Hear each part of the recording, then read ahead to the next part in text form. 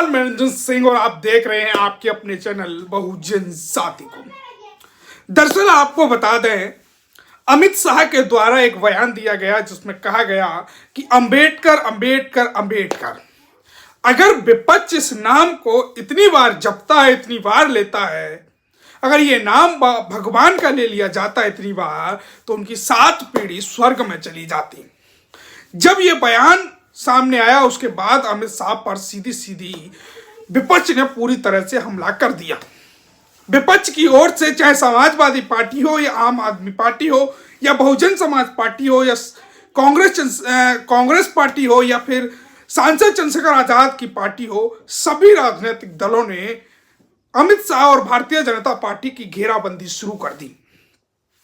अमित शाह की घेराबंदी इतनी जोरदार तरीके से की गई कि भाजपा बैकफुट पर आई और भारतीय जनता पार्टी ने सीधा सीधा सरेंडर कर दिया।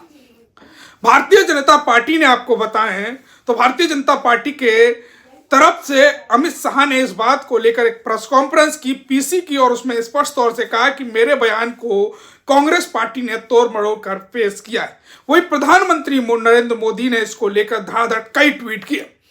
और आपको बता दें, इसके बाद भी बड़ा घमासान देखने को मिला।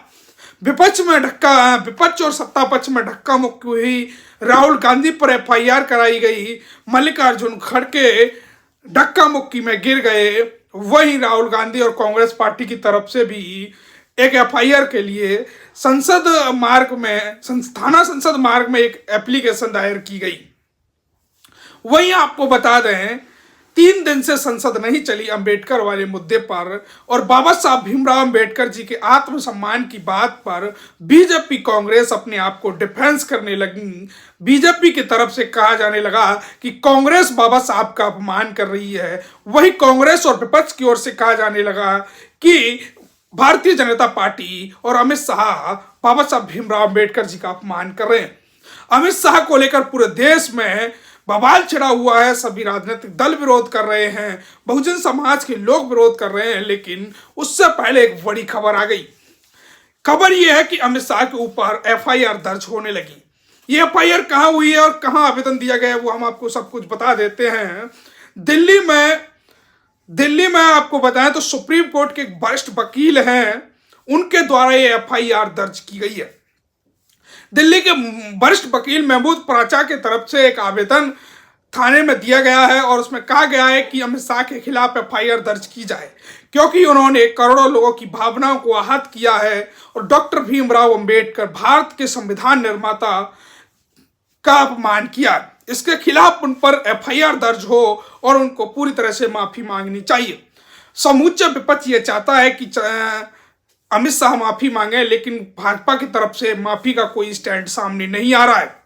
वहीं कांग्रेस पार्टी और विपक्ष की तरफ से अमित शाह का इस्तीफा या माफी की मांग तो सांसद चंद्रशेखर आजाद और मायावती का अलग ही राग अवलापते हुए नजर आ रहे हैं। सांसद चंद्रशेखर आजाद ने स्पष्ट कहा कि अंबेडकर जी यानी बाबा साहब भीमराव अंबेडकर जी फैशन नहीं, ब्रांड है इस देश के, और इस देश की राजनीति बाबा साहब भीमराव अंबेडकर जी के बगैर नहीं चलेगी। वहीं बीएसपी सुप्रीमो मायावती ने स्पष्ट तौर से कहा कि कांग्रेस और बीजेपी दोनों एक ही सिक्के के पहलू हैं। चित्त और पट एक जैसी है उन दोनों की, और वो दोनों ही बाबा साहब भीमराव अंबेडकर जी के विचारों के विरोधी हैं। साथ ही बसपा सुप्रीमो मायावती ने आरोप लगाया कि ये लोग बाबा साहब भीमराव अंबेडकर जी को भारत रत्न नहीं दे पाए, चाहे बीजेपी वाले हों या कांग्रेस वाले हों। मानवर साहब काशीराम ने बड़े अथक प्रयासों से बाबा साहब भीमराव अंबेडकर जी को भारत रत्न दिलाया, लेकिन भाजपा कांग्रेस अपनी सहूलियत के हिसाब से बाबा साहब भीमराव अंबेडकर जी का नाम उपयोग कर रही है। वहीं आपको बता दें, भारतीय जनता पार्टी पूरी तरह से देश में बैकफुट पर आ गई है। क्या अब अमित शाह इस्तीफा देंगे या उन पर एफआईआर की बात है वो स्पष्ट तौर से चल रही है। साथ ही आपको बता दें, अमित शाह पर एफआईआर लगभग होने जा रही है। सुप्रीम कोर्ट के वरिष्ठ वकील महमूद पराचा ने इसको लेकर पूरी तरह से आवेदन दे दिया है और जांच का विषय बन गया है। एफआईआर अमित शाह पर होती है तो देखने लायक मामला होगा और अमित शाह कहीं ना कहीं माफी मांगते हुए नजर आएंगे। आधी माफी तो उन्होंने मांग ली है, लेकिन अब पूरे देश में ये बवाल है। 3 दिन से संसद नहीं चल पाई, आज अंतिम दिन था संसद का, आज वो भी नहीं चली, अनिश्चित काल के लिए फिर स्थगित कर दिया संसद को। लेकिन पूरी देश की विधानसभाओं में इसका विरोध हो रहा है, जिले जिले में विरोध हो रहा है। पूरी तरह से कांग्रेस पार्टी, विपक्ष के लोग हो, अंबेडकरवादी लोग हो, पूरे नाराज हैं। बाबा साहब भीमराव अंबेडकर जी के परपोते प्रकाश अंबेडकर ने इसका जोरदार विरोध महाराष्ट्र के अंदर किया है। वहीं आपको बता दें, सभी लोग इसका जबरदस्त तरीके से विरोध कर रहे हैं। देखने लायक होगा कि अमित शाह माफी मांगेंगे या नहीं मांगेंगे, ये बड़ा देखने लायक होगा। साथ ही अमित शाह पर FIR के बारे में आपकी क्या कुछ राय है, कमेंट करें। वीडियो को ज्यादा से ज्यादा शेयर करें, चैनल को सब्सक्राइब करें, पेज को फॉलो करें।